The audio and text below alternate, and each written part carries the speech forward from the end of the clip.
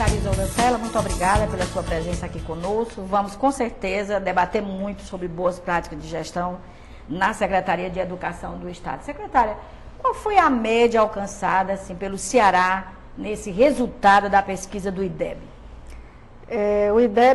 O IDEB tem uma medida para as séries iniciais, para as séries terminais e para o ensino médio.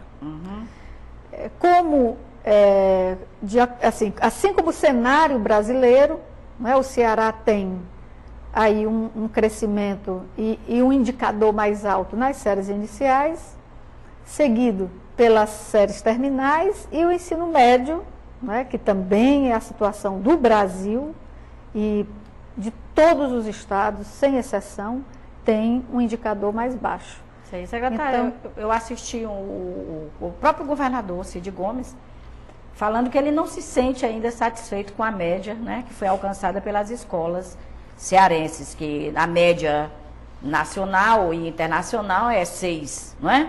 E nós chegamos a um nível de 3,6. Mas eu gostaria que a senhora explicasse, porque houve uma média maior em outras áreas.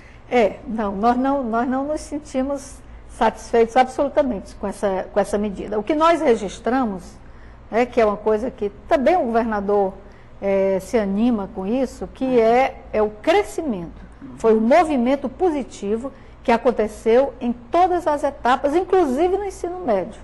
No ensino médio nós temos, na rede estadual, a média, alcançamos a média nacional, que é muito baixa, né, mas que o Ceará mostrou um movimento que foi, inclusive, um pouco melhor, né, tratando-se de IDEB, do que a grande maioria dos estados brasileiros. Sobral, por exemplo, não é isso? Se observarmos... Não, estou falando mesmo no ensino médio, que é a área mais especialmente desafiadora e complexa. A grande maioria dos estados, mesmo do Sul e do Sudeste, que são estados que, claro, têm uma situação muito menos adversa do que a nossa e de um histórico de muito menos desigualdades, eles tiveram crescimentos de, regra geral, 1/10, para você ter uma ideia, né, em 2 anos. Então, é exigente, mas ao tempo que nós reconhecemos e não podemos nos contentar com o resultado desse de maneira nenhuma, nós também nos animamos, né, com o movimento positivo que registramos. Então, o Sul e o Sudeste teve um ganho menor em relação ao Nordeste e o nosso ganho? Em termos de crescimento. Embora a média deles seja mais alta do que a do Nordeste, né, e do que a do Ceará. O Ceará tem a melhor média do Nordeste, né, agora em todas as etapas. Em todas as medidas, o Ceará teve um resultado melhor do Nordeste e da maioria dos estados da região Norte, inclusive com poucas exceções. Nós temos, assim, para você ter uma ideia, né, do tamanho do desafio, os municípios do Brasil, dos municípios do Brasil que alcançaram média 6, no Nordeste só tem 2. Sobral, 6,6, inclusive, né, já um IDEB bem diferenciado, e Abaiara, também um município do Ceará. E o Ceará tem uma posição bem diferenciada dos estados do Nordeste, com relação, por exemplo, ao número de municípios que pelo menos alcançam ali a média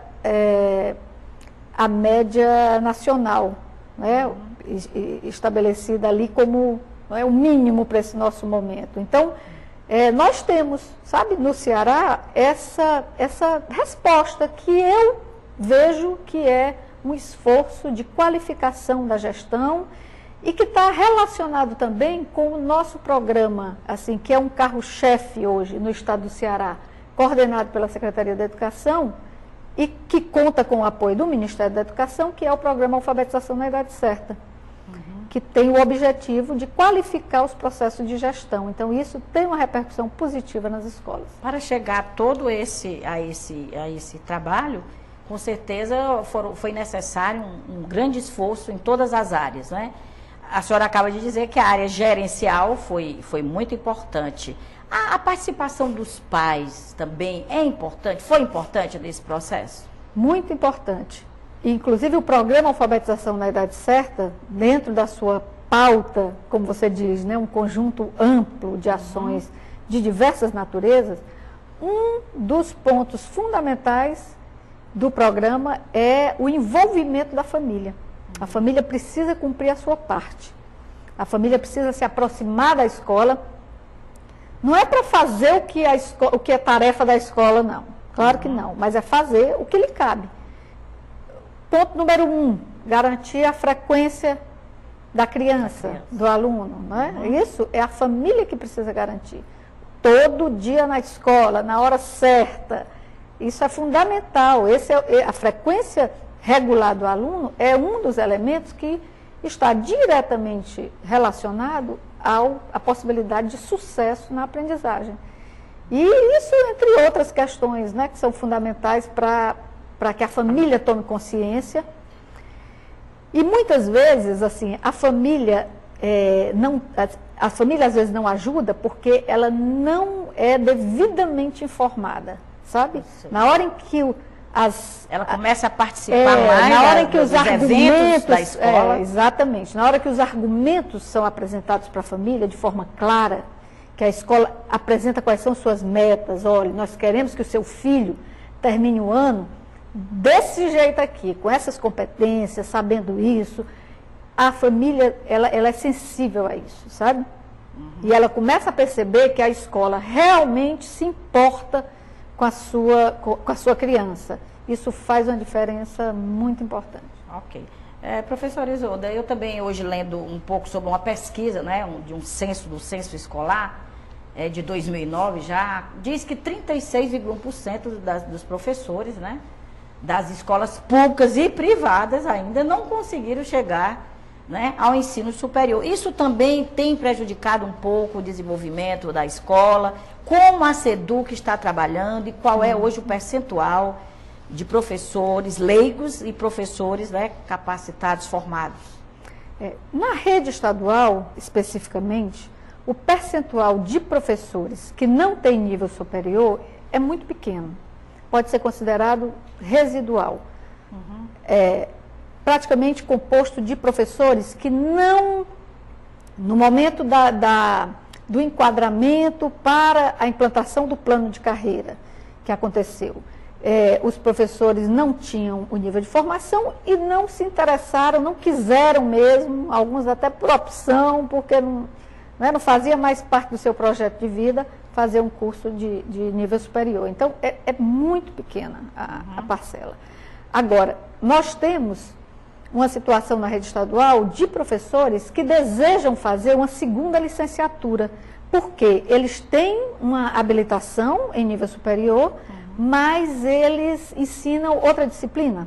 Eu sei. Entendeu? Eles têm um vínculo e um conhecimento e tal. E o governo incentiva isso? Olha, nós temos, hoje o governo federal lançou um programa de um plano de formação de professores no Brasil.